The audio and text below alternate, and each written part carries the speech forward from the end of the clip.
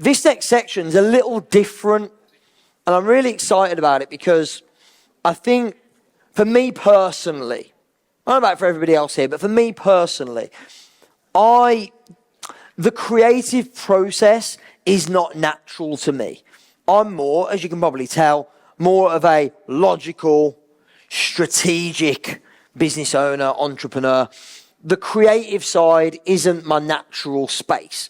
But in this next section, we're going to talk about how you can really tap into your creativity, harness it, how you can actually create creativity.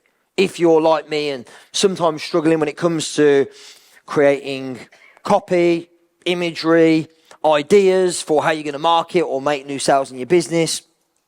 And this guy is another nutter, another serial entrepreneur with multiple businesses. But one of his businesses in particular is fascinating to me because it is based purely upon art and creativity and his genius.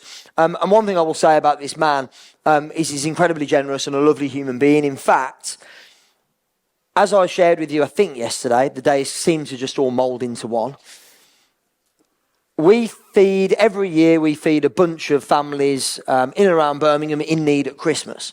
And this year just passed, we fed over 770 families in need around Christmas. And this man on his own was responsible for funding, for paying for supporting over 100 families at Christmas in need in and around Birmingham. So he's an incredibly generous man and a lovely soul. Please welcome to the stage Mr. Garey Hull, ladies and gentlemen. First and foremost, for context, tell everyone about Hull & Sons first, because that's really what we're here to discuss, the creative process and how what that's all about. So tell them about Hull & Sons. So Hull & Sons, I'm a milliner, so I'm a hat maker. And I make bespoke hats, made to measure. I make extraordinary hats for extraordinary people. And that came about 6 or 7 years ago. I was on holiday. And so I've always made things all my life. I'm not happy if I'm not making something. So I started off, I was a bladesmith for about 20 years, making knives and made a few swords and axes and stuff. So I'm guessing the hats are slightly less dangerous to make. I guess so, yeah. Although I still use a lot of fire and burning stuff. So I came with the knife making and the sword smithing.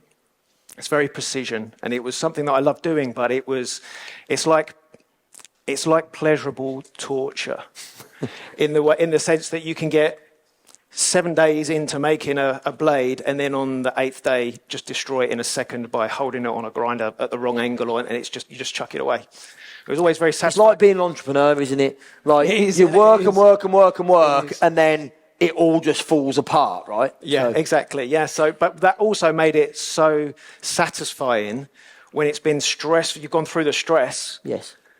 You're using the skills that you've honed, and you get to the final end, and you've got this thing that is incredible that you've made from raw materials, and it's going to last more than a lifetime, probably 300, 400 years or something like that. Wow.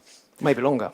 So that's how it started. Yeah, and for context. So that's nothing to do with Hull & Sons, is it? No, it's all good. I didn't even know about that bit. For context, tell everyone about the other business. We don't need to talk about that too much, but just so they've got the context of what your other business is. Yeah, so I have another business which is installing wood burners and flue systems. That's the part of that I've been in a long time as well, because we were going to talk about how to build a business doing what you love. So this is one way how I've been able to become a milliner is through my other business paying my bills, starting off paying my bills and then slowly moving over.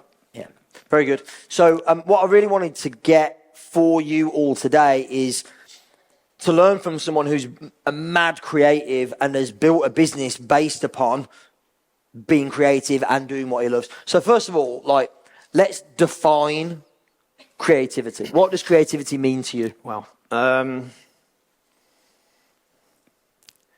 That's a really hard thing to define because creativity is not a thing. So creativity will mean different things to different people. For me, like I said, I'm not happy if I'm not making something. I was on holiday about 7 years ago. I went into this shop. It was like a boutique shop, and they were selling these custom hats, and it was I thought it was expensive. My hats were much more expensive than that now. And I nearly didn't buy it, and I got talked into buying it, and on the thought that I'm never going to find another one the same because it was bespoke. And then me being me, I got home and I started looking at it, picking it apart, thought, I reckon I can make one of those. So then I, on eBay, ordered some materials, had a go, and it came out all right. And I loved every part of the process, from starting with the raw materials to getting the sizing right. So this came back to my precision background of bladesmithing. But the whole process of it, I love every single part from start to finish, from raw materials to speaking to the customer. I get more excited about making a hat for a customer than the customer is about having a hat made for them. Yeah. By the way, who can relate to this in your own business? You get more excited about the client's potential, the result. Like, you can see their genius and you can see how transformational it's going to be way more than they can. Raise your hand if you have this experience. Yeah. So I think there's a lot of parallels actually between people who operate in the expert space and yourself, Garey. Yeah. Yeah, thank you. So I'm not naturally a creative person, or at least I don't class myself as naturally a creative person. How do you spark creativity in your world? Okay, so how I do it, and this may not work for everyone, but how I surround myself with, I try to surround myself with inspiring things. From how I dress, how my flat is at home. So I have a very open plan. So my workshop is at home. And in order for me to build something, to create something, I have to be in a creative mindset.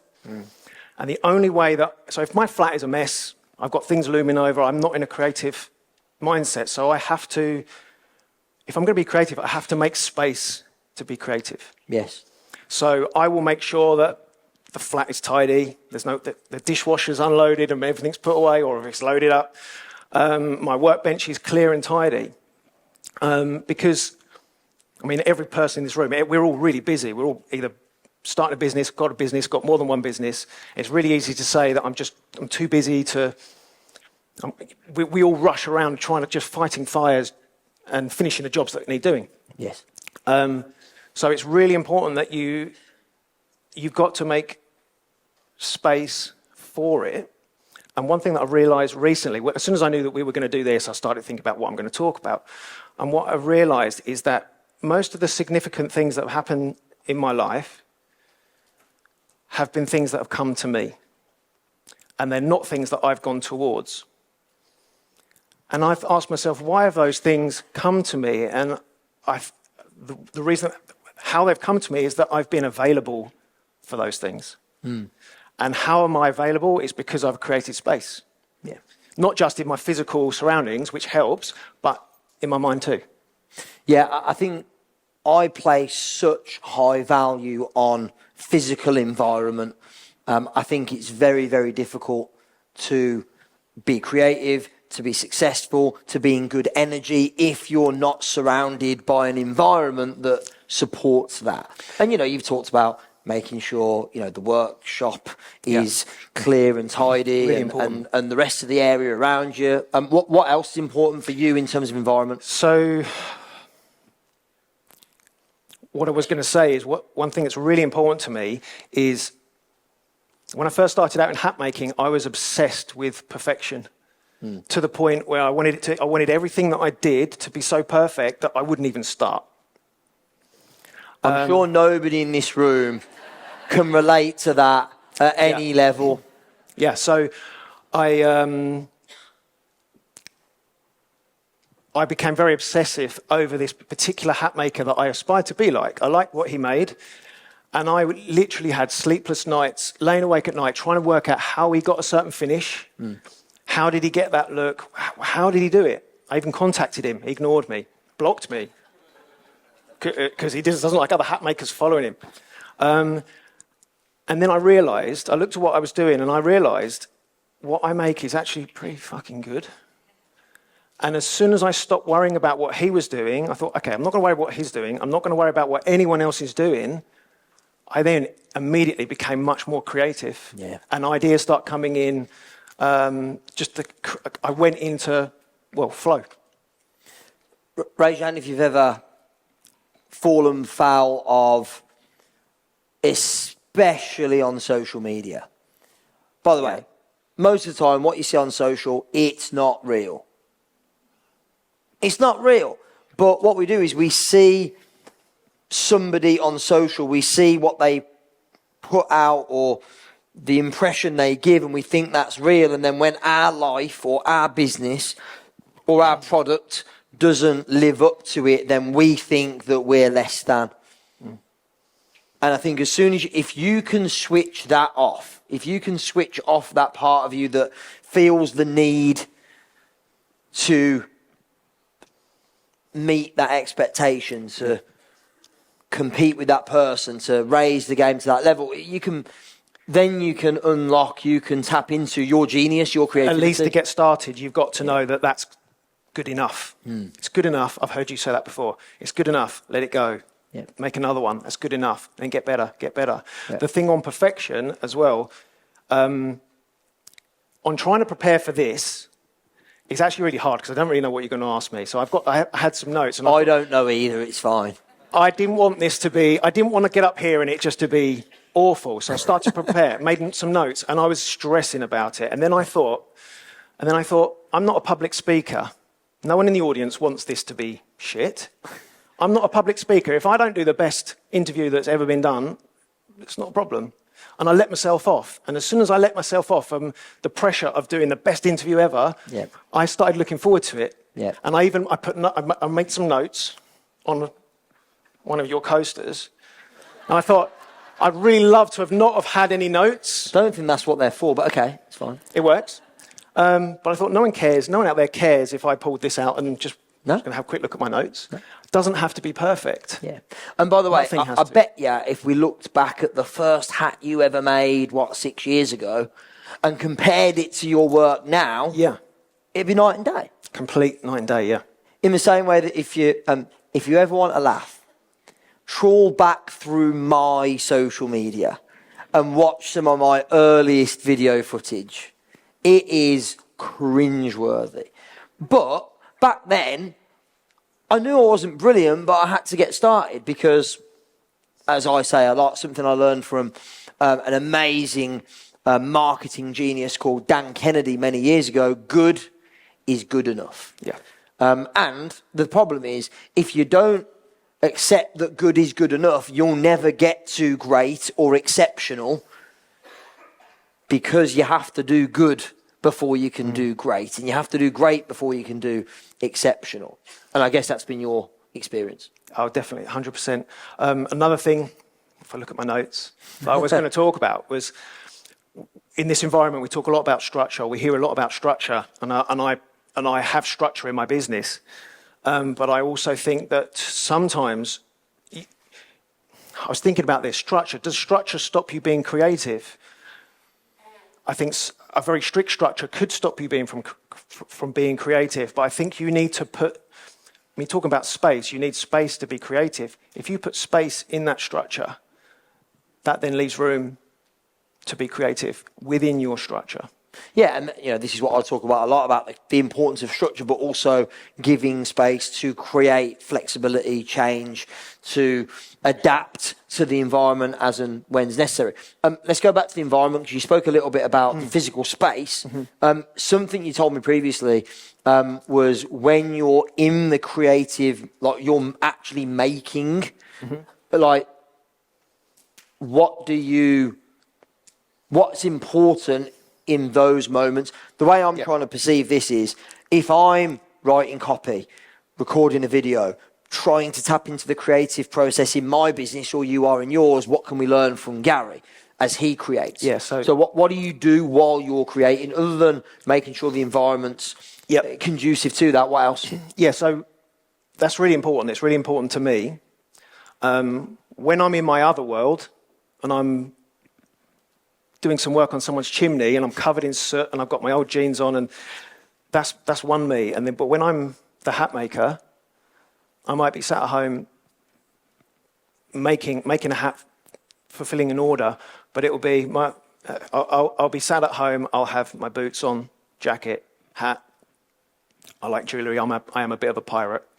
But I take on this.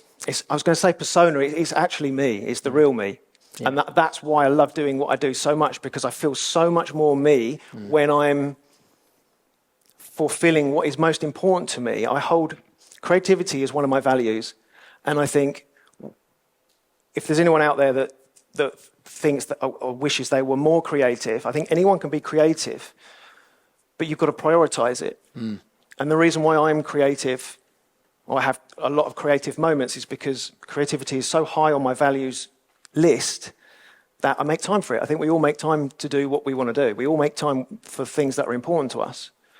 You know what? It makes so much sense. It would be so easy for you when you're working on an order, fulfilling, the request of a client. It'd be so easy for you. It's just you, no one else there, to be in joggers, old T-shirt, slippers. No one would know. Yeah. But you would know. I would know. And if anyone doesn't really get it, I think most people will get that. I'll challenge everyone here. Was it Friday night? You might get home late tonight, but tomorrow we've probably all got... I mean, for me, it's dressing a certain way, makes me feel a certain way. Most people have got clothes in their wardrobe that they save for special occasions, or they'd only wear it if they were on a night out or something. I challenge everyone, tomorrow, if you're at home, just put your best clothes on. Put your party shirt on. And just be at home. Just be at home and see how... It's just as a little experiment, see if that makes you feel different. And that might then make you think about... We were talking the other day about who do you need to become to achieve the goals that you set. And that really helped me become... I just went straight in from being a hobby hat maker to professional by becoming the hat maker. I wasn't just a chimney guy that made hats as a hobby. I started from day one, I got my pricing right, and started running it like a business. Yeah, it's interesting, though, that you say it's an identity thing, become the hat maker. Even, like, dressing in a way is one way of doing it, of course. But maybe think about that. Like, I'm willing to bet, be honest, raise your hand if you don't really love being on camera or on stage, one or the other. Like, if you don't really love being on camera, raise your hand. Like, if you don't really love being on camera, right? So I'm willing to bet when you choose to be on camera to promote you and your business or your personal brand, like, you feel a little bit anxious, a bit uncomfortable. But, like, how could you dress? What environment could you put yourself in to make it feel more, like, to make you feel more creative? Like, look, there's a reason why, on day one of Expert Empires, somebody, who was it? Emma and Anya, I think. At the party last night, where are you? Are they here? Yeah, there you are. You're coy now because I've called you out, right? Last night, right, at the party, these two were like ball gowns. Like, they went for it. Massive respect, by the way. What wasn't so cool was when I went to talk to them, they went, "What happened to you?" Because, by the way, like yesterday, the team will tell you, like, I'm never wearing... I wear, like, smart trousers, like, probably 5 or 6 times a year, total. And smart shoes and the shirt. And then they're like, "You're in jeans, trainers and a T-shirt." Like, I was ripped jeans. Yeah, it's a statement though, right? And they were like, "What happened to you?" But the point is, on day one of Expert Empires, I'll always dress a certain way because it makes me feel a certain way, like it does for you when you're making and creating. It's like, when I'm that person on day one, if I look my best, and I'm going to be my best, deliver my best. And so it's part of it. And, we're not just here to talk about how you dress, but it's everything. I remember Tony Robbins always talked about environment being so important. when it comes to not just creativity, but success in general. And he talks about environment being three things: people, who you surround yourself with; places, as in the physical environment you're in, and things, objects, clothes, the stuff that's around you that you can see and touch each day. And if you can analyze those three, people, places, and things, that will give you really the three keys to creating an empowering environment that supports the success you want in any area.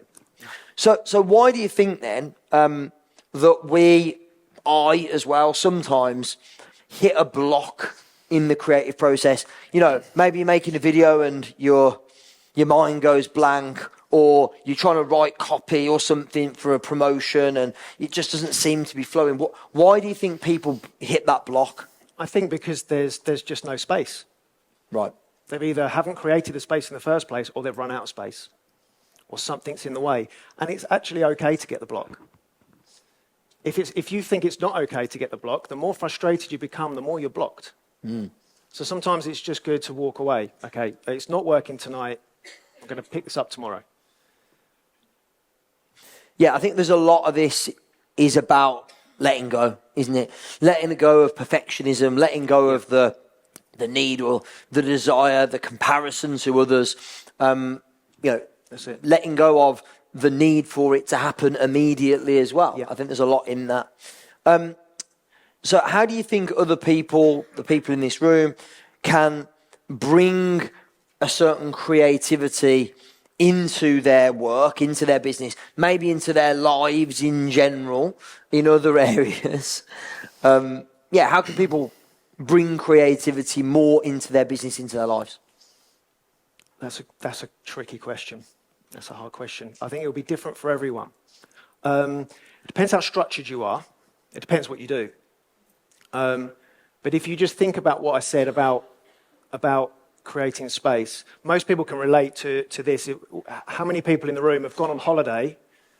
You spent 2 or 3 days winding down because you're stressed from work, and on day 3 or day 4, you're laying on a beach or you're laying by the pool, and all of a sudden an idea comes into your head. Yeah. And you get a week into your 2-week holiday.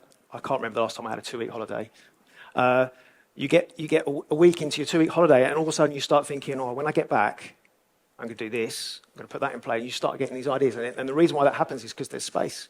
So any way that, in any way that works for you, whether it's going on holiday or just taking a break or doing something, what I find really helpful is when you do an activity that puts your body into autopilot. So like playing sport or going running or something like that, where your body's doing something that it does instinctively. You haven't got to think, right, one foot, left foot, left foot, right. You just do it. And when your brain is in that mode, for me, I get ideas.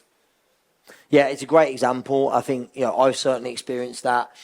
What I'm hearing again and again is it's creating the space. But that space might be physical space. That space might be mental and emotional space, but it's about creating the space. And the problem is when we're, on the hamster wheel, metaphorically speaking, day in, day out in our business, there is no space. There's no space mentally, there's no space emotionally, there's no space physically. So I think that chase can really block the creative flow. When we're always chasing, trying to get to the next goal, the next goal, the next goal. There's no time for creativity. And the problem is, it's I guess then it's self-fulfilling. In the less space you create, the harder it becomes. The more space you create, the more creative you become. The more space you can create as well. Yeah, right. And for me, creativity is in the present. So if we're always if our minds are in the future, I want this goal, I want that, and then I want to get there, and then I want to get there. We're in the future. That's not where creativity for me is. Creativity for me is right here now. Yeah. So if you can make yourself more present, or just be conscious of being present, because none of us can be present all the time, because your mind wanders. If we can get out the past and not forget about the future, but just try and be more present, not only will we be more creative, but we'll actually enjoy life a bit more. We'll enjoy today. So I've spoken to a lot of you over the last 2 days. I know we have multiple business owners in the room, like yourself. I know that we've got people that have got either part-time or full-time employment that are doing businesses as a side hustle, if you like. Raise your hand for me if you've got more than one focus. In other words, it's not just one business, it's multiple businesses, or you're trying to juggle other things at the same time. There you go. Lots of nutters, as I said before. So how do you create, I hate the word balance because it doesn't really exist, it's an illusion. Yeah. How do you create harmony between your original business, which of course has given you a very nice life and and pays the bills, etc., and Hull & Sons? How have you created a harmony between the two? How do you make that work? I work every single night, every day, every weekend. No, it's a difficult thing to do. There's no answer. There's no like straight answer for that. But when I'm hat making, when I'm working on Hull & Sons, it's actually not like work for me. So work is work. Hull & Sons is just what I love doing and what makes me feel like I'm me and what makes me happy. I think I heard, I don't know, this is a quote that I heard, I think it might be Tony Robbins. Find something that you love to do so much that you're prepared to do it for free and then become so good at it that people then will pay you to do it. And that's what it feels like to me. So harmony, your question about harmony is that I guess that's the harmony for me, because it's not work, it's kind of work and play work. Yeah. Does that make sense? Very nice. Ladies and gentlemen, round of applause for Mr. Creative himself, Garey Hull. Thank you. By the way, if you would like to chat to Garey about your perfect hat or the perfect hat for a friend, family member, loved one, then you can find him on Instagram at Hull & Sons. Very cool Instagram profile, by the way. I love following him. Or you can scan the QR code. I'm guessing that'll take them somewhere where they can... That goes through to a form, and you can put your name, number, email, and then I'll contact you shortly after the event. Wicked. For a chat. Yep. Mr. Garey Hull, thanks very much. It's been a pleasure. Thank you very much. Legend.